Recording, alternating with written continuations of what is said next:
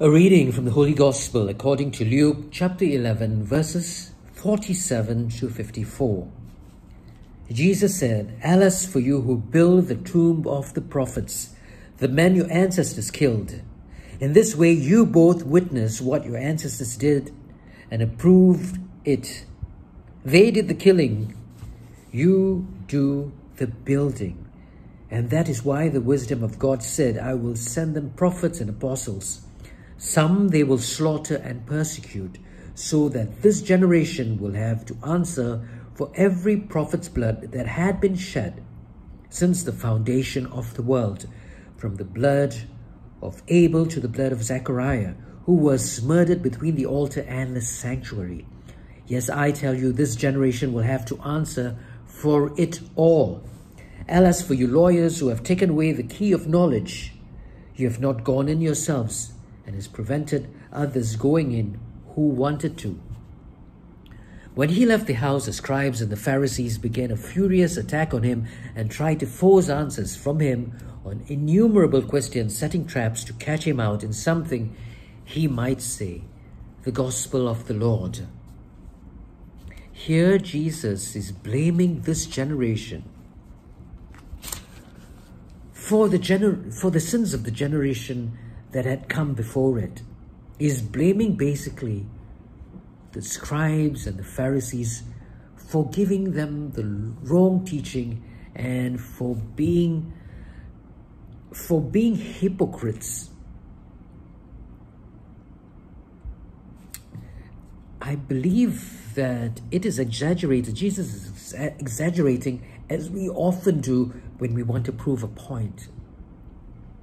It can't be that this generation had to be responsible for generations before it. And that seems to me far-fetched. And I think that is why the scribes and the Pharisees were asking innumerable questions, so that they would be able to trap him into, and they had to prove a point. As is with many arguments, no argument is left as it is. Nobody, if you say to the person that you have done wrong, will more often than not retort and prove that is not right. Because in an argument, in any human encounters that are a bit aggressive, we tend to exaggerate. We are not kind in our words, and we say things that are forceful and exploitative. We exploit weaknesses and exaggerate them. It happens in arguments. And of course, when we exaggerate, the recipient will pick on those exaggerations and will deny them and will argue back and set traps for you, so that you will be proven wrong, because each party wants to prove the other party right. So is what Jesus did right. I can't see how setting yourself up for questions which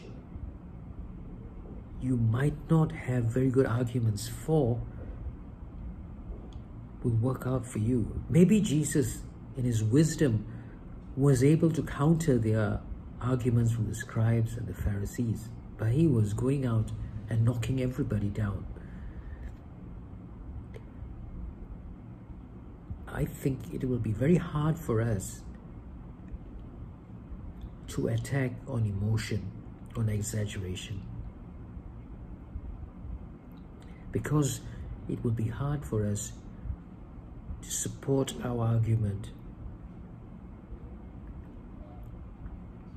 with backing, with evidence. written evidence, scriptural backing, I think it will be very hard for us to back it up. So unless we have the wisdom of Jesus, who's able to counter arguments, in my limited wisdom, I would think that it's not wise to be emotional in an argument. Those are my thoughts for today.